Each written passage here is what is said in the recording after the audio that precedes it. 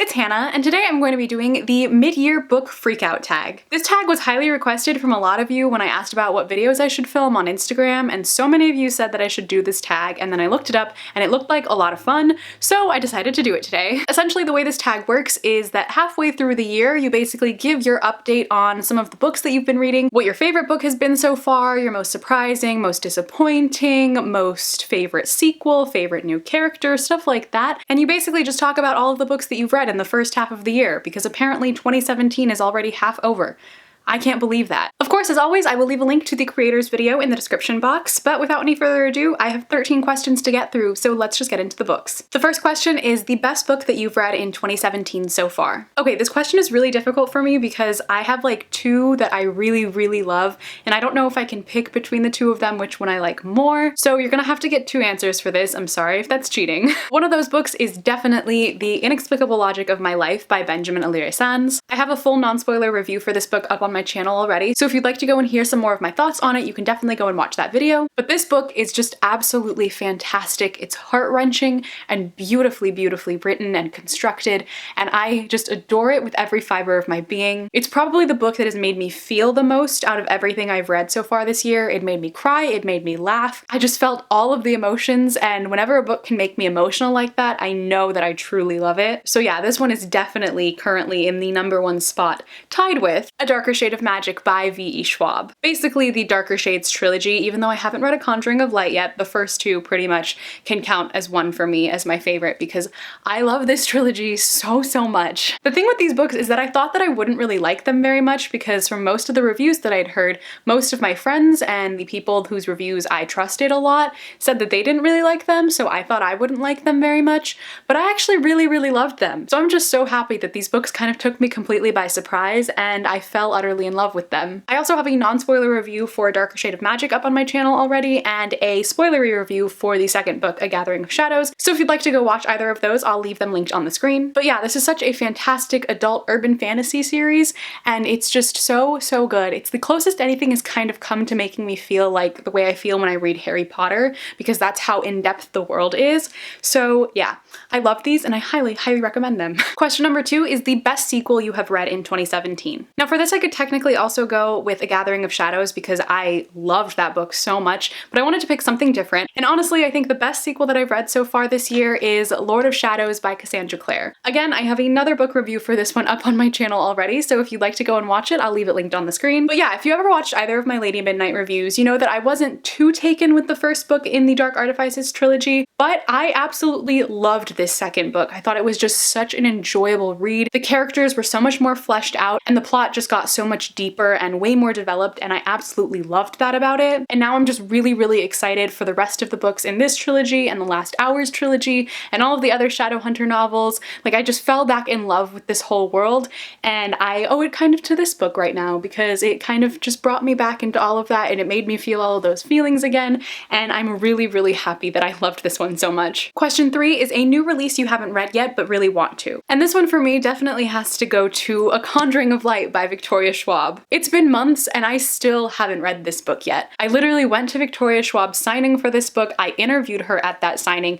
and I still haven't picked this book up because I just don't want this trilogy to end. Like I mentioned, I'm so in love with the first two books and these characters mean everything to me, and I just know that reading this is going to devastate me because it's just gonna mean that the trilogy is over and then I'm not gonna know what to do with myself, and I'm just not prepared for that yet, so I just keep putting it off and off. But the anticipation of what's going to happen is also kind of killing me, so I know that I do really need to pick it up, but I just need to find that motivation somewhere and get myself to do it because I know that I'm absolutely going to adore this book. Question 4 is your most anticipated release for the second half of the year. And this one for me goes to All the Crooked Saints by Maggie Stiefvater, which I am lucky enough to already have an ARC of, so I can read it very soon. I picked this up at Book Expo this year and I was so happy to get it because I've been dying to read this book because I love The Raven Cycle by Maggie Stiefvater. I adore her writing, so I have a feeling that I'm really gonna enjoy this one too. I know this book is gonna be full of magic and whimsical writing, so I just cannot wait to enjoy it. Question 5 is your biggest disappointment. I haven't read that many books this year that I'd consider disappointing. I've actually pretty much enjoyed everything I've read so far this year, but one book that comes to mind is Ivory and Bone by Julie Eschbaugh. I wasn't even anticipating really reading this book in the first place, but when I did, it kind of just ended up being really basic and bland to me. The story didn't really do anything for me, the characters seemed extremely flat and one-dimensional, and it just didn't really do anything for me, I guess. This was supposed to be a Pride and Prejudice retelling set in prehistoric times, so the Pride and Prejudice retelling part seemed kind of cool, but it didn't really come through very much, so in that sense it was pretty disappointing. But yeah, I definitely don't ever really see myself picking up the next book. Question 6 is biggest surprise. For me, this hands down has to go to Passenger by Alexandra Bracken. I read this book on a plane, I picked it up on a whim, and I was not expecting to like it at all, but I actually really enjoyed the story. I've talked about it quite a few times now, but it's a time travel novel that takes place all over the world and like all through time, and it's kind of like a scavenger hunt through time. I just really like that concept of it, and I actually really liked the characters and the main plot, and I overall just really enjoyed the story. It was so much fun to read, and the writing was actually really good too. So yeah, it made me like Alexandra Bracken, and now I kind of just want to pick up some of her other books, so I was really pleasantly surprised with this one. The next question is your favorite new author or an author that is new to you. For me, this is definitely Becky Albertalli. I read The Upside of Unrequited this year and absolutely fell in love with it, and I love Becky Albertalli's writing style. She can go from making you laugh on one page to crying on the next page, and she's just so good at that. Her writing style is very simplistic and concise, but I really enjoy that because it makes all of the emotions and the characters come to life, and it makes them really clear and realistic, which I really appreciate. So yeah, I adored this book, and I can't wait to read Simon vs. the Homo sapiens agenda as well, because I have a feeling I'll really like that one too. Question 8 is your newest fictional crush. For me, this has to go to Kell from A Darker Shade of Magic, because I love Kell so much, and I definitely have a crush on him. He's so broody and emotional with his tortured past and everything, but he's just also really sweet and kind, and I just have so many feelings about him, and I love him so dearly. Question 9 is your new favorite character. For me, again, I have to go with a character from A Darker Shade of Magic, and this time it is Rye, because Rye is a pure sweet cinnamon roll who deserves the world, and I only want good things for him. He's the prince in that series, and he's so funny and sarcastic and charismatic, and he has such a personality. He literally sparkles on the page, and I just adore him. He's so well written, and again, I can't wait to read A Conjuring of Light to see what happens to him, because he needs all the good things.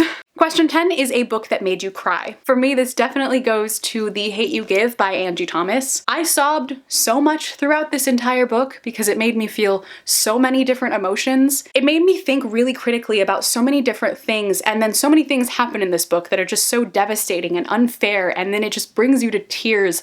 But it was such an enjoyable reading experience for me at the same time, even though I was sobbing my way through it. But I highly recommend this book if you haven't picked it up yet. It is so worth the read. The next question is a book that made you happy. Again, for this one, I have to go with The Upside of Unrequited by Becky Albertalli. Like I said, this book was just so funny that it just made me smile so much throughout it. Of course, it also has its heart-wrenching moments as well, and the combination of those two things is what I really love in a contemporary, and it just made me so happy. Like, I found myself smiling on every single page of this book because it was just so good and pure and lovable, and I just love everything about this book. Question 12 is the most beautiful book you have bought or received this year. I definitely have to give that title to Strange the Dreamer by Laini Taylor. This is also one of my favorite books I've read so far this year. It is so exceptional, but can we just like look at it for a moment? This is the UK first edition, so it also has the beautiful blue sprayed pages, and it's just so pretty. I'm in love with the design of this. The inside also has this gorgeous artwork on the title page, and just the entire aesthetic of this book is everything that I love. And finally, the last question is, what books do you still need to read by the end of the year? Now, I can't pick one for this because I still have a million books that I need to read before the end of the year,